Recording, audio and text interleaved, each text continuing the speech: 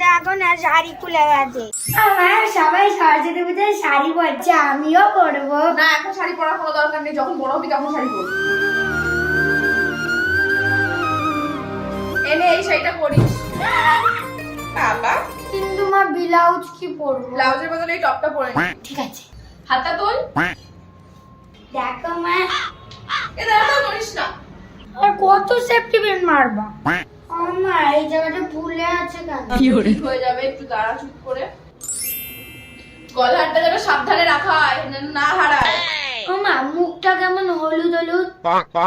Fair lovely মাখিয়ে দেবো। মা সব কটা এক হাতে পরি না? না এক হাতে সব কটা করলে হবে না, এই হাতে 6টা এই হাতে 6টা। এটা পর। এত ভালো লাগে না ম্যাম। সাজিতে বলে কিন্তু না ওই পয়সা চুলগুলো ভাঙবে না। লাগছে। দাঁড়া তো। আকর আকর এরকম কর পাগলা। না